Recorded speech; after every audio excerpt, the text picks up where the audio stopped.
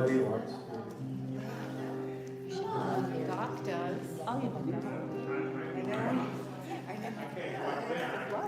No, that's the over here. If you don't have to, what you do? Okay. Are you waiting 10 minutes? Yeah, but if more people should. No, I know you need more of it. Okay. So should I come or not? Sure, come on up. Just follow Nancy. Thank Follow you. Nancy's instructions. I know.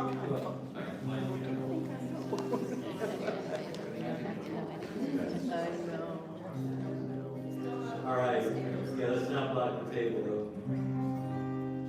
So what we're doing here is we are bidding farewell. Just last night, right? Just last night, we separated the mundane from the holiness, and we lit our Shabbos candles, welcoming the Shabbat.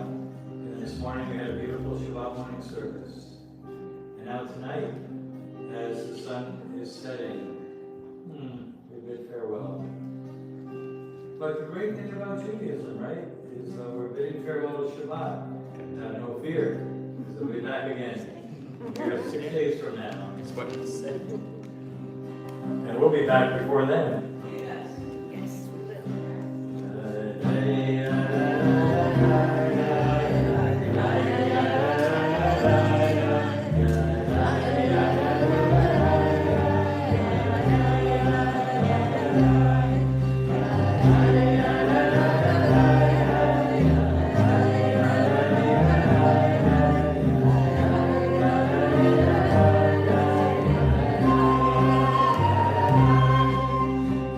We lift up the cup of wine.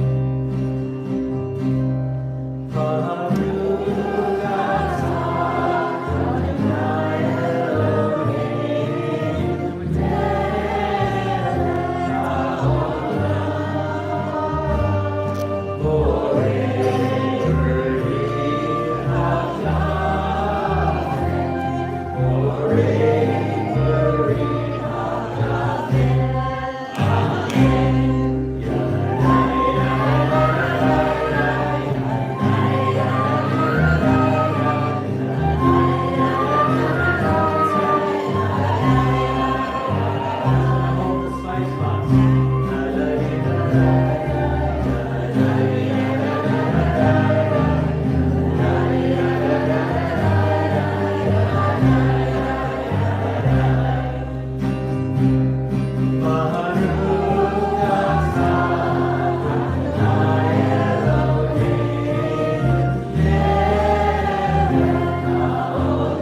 Raise that spice box up in the air, raise it all.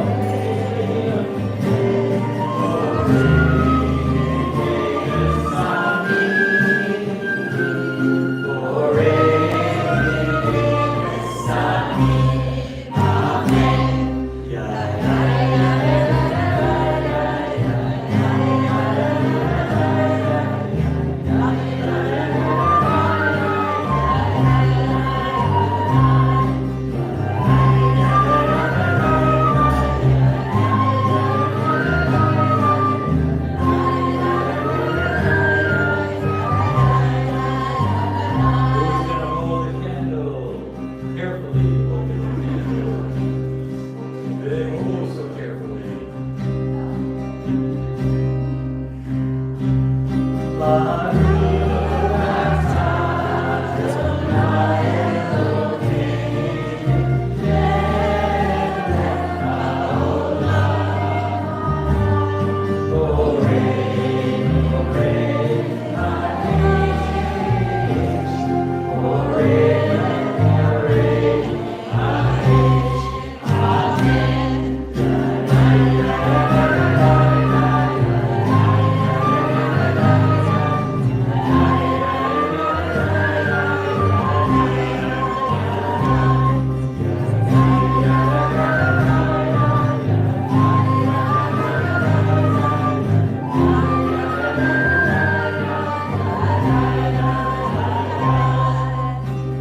As we say a blessing over the entire Haftarah ceremony.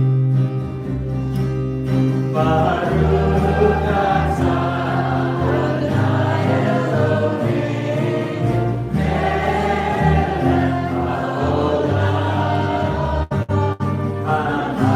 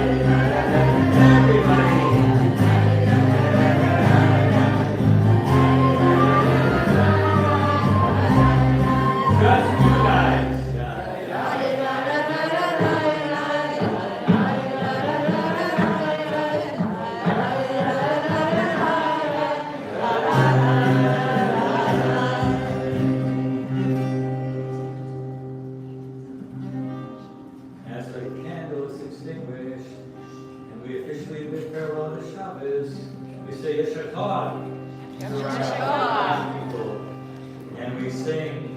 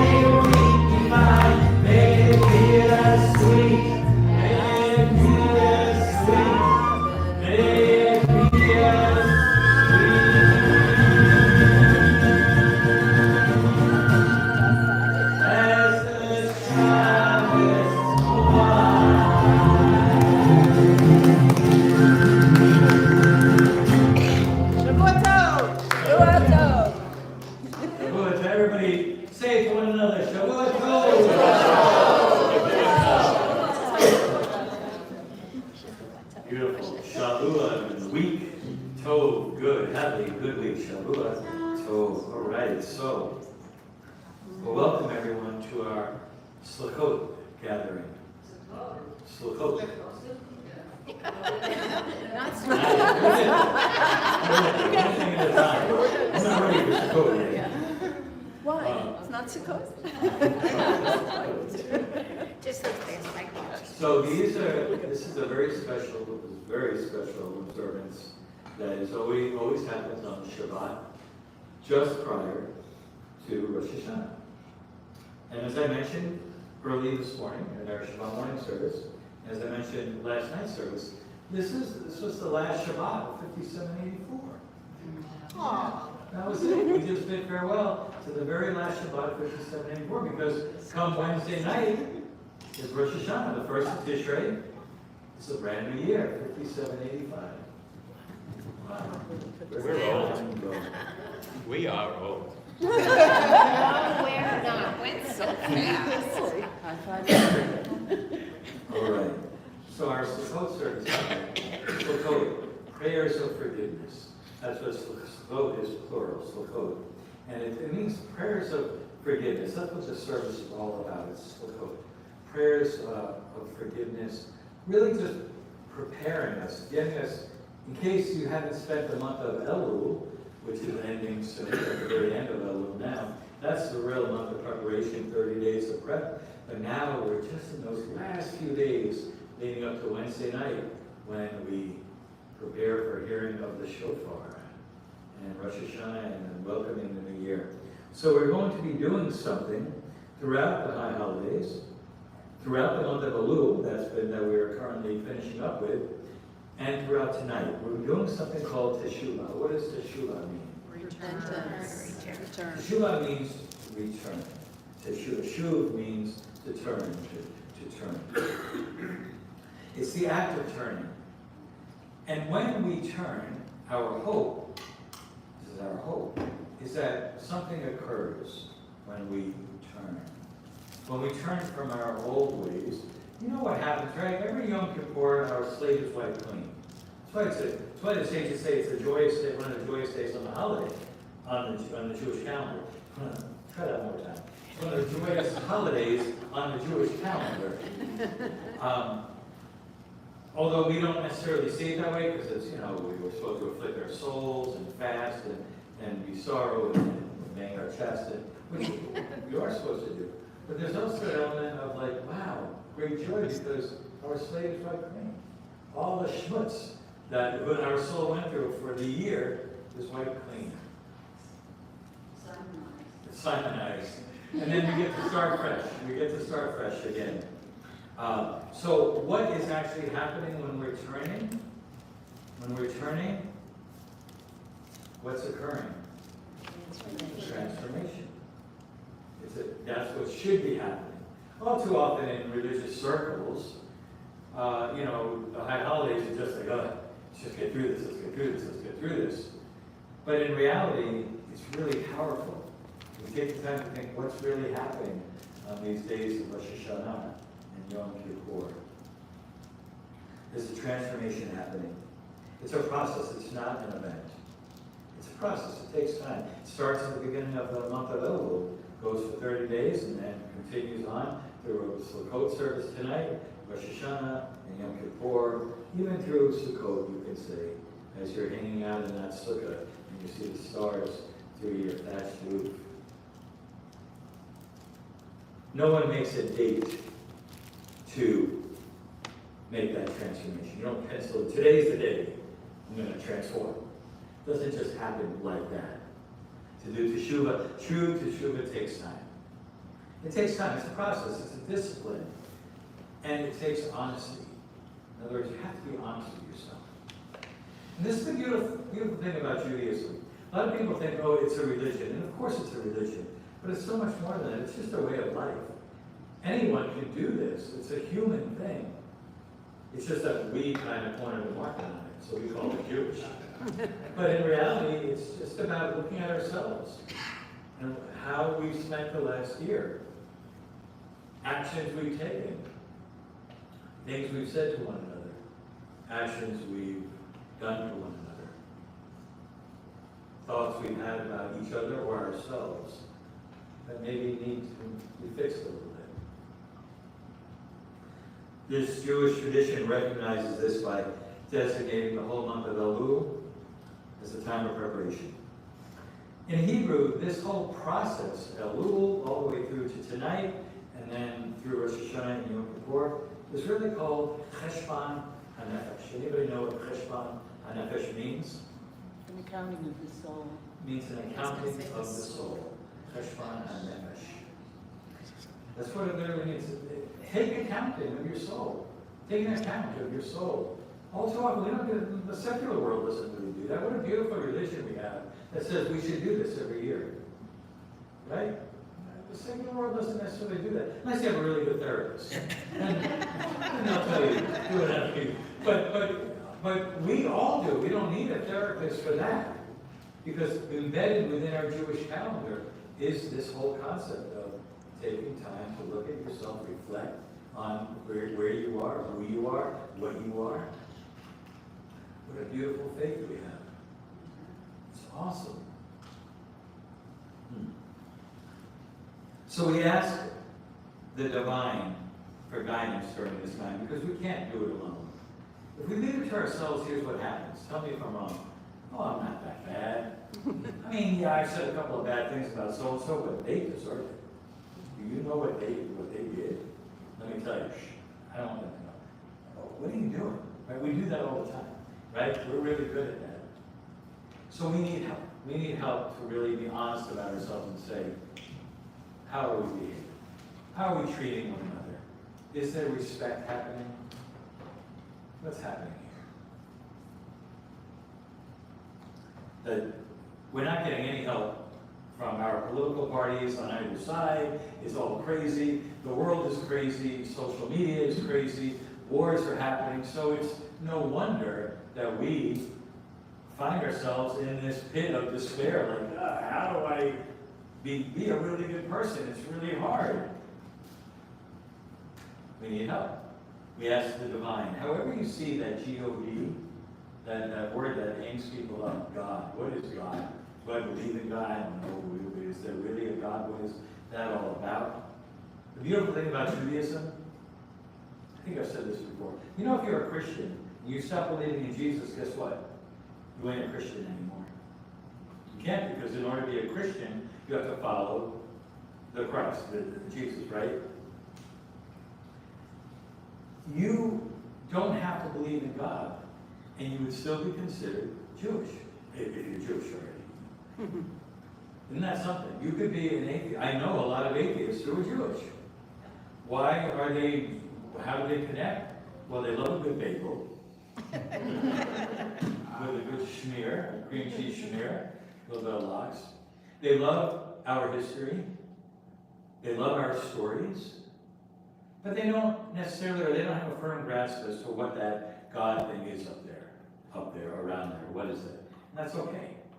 It's okay, because it's all about just enveloping yourself in our Jewish faith and the stories and the teachings that are so, so beautiful.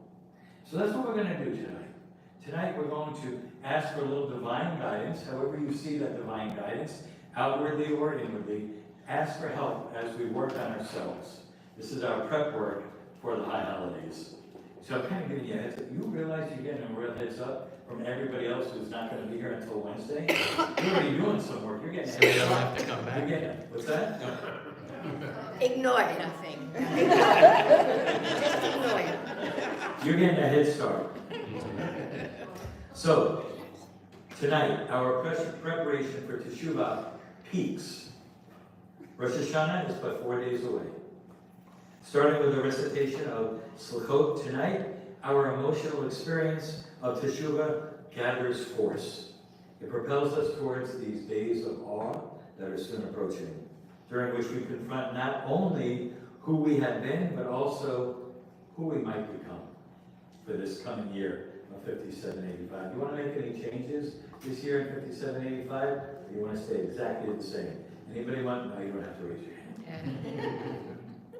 Tonight, through prayer, tonight through song and personal, communal self-examination, we commit ourselves to this most awesome task.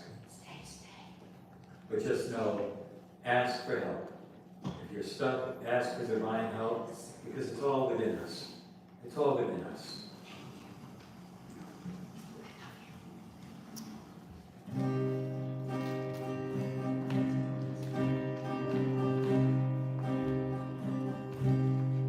I am within you, all around you. When I feel the universe, I am within you, all around you. And I feel the universe. So open to me, open your heart, let my presence be with you. So open to me, open your heart, let my presence be with you.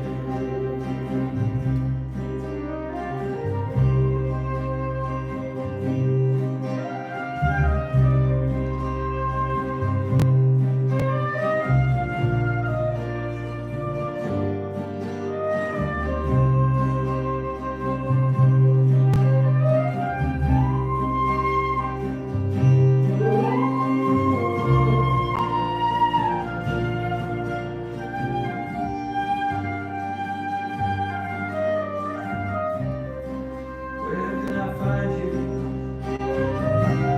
Where can I find you? Oh, the divine.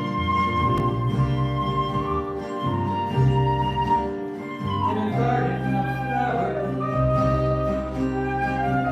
Where can I find you?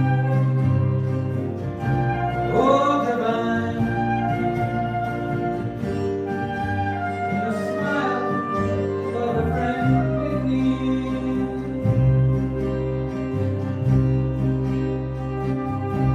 Where can I find you?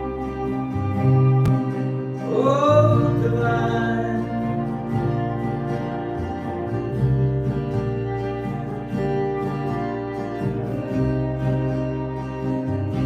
Where can I find you?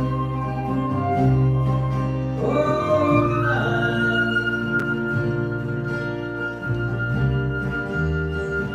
When I perform this rose, on this rose, oh, good deed.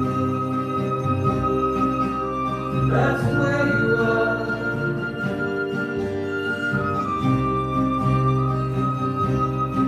You are within me. You're all around me. And you feel the universe. So open to me, open your heart, let my presence be with you. Open to me, open your heart, let my presence be with you.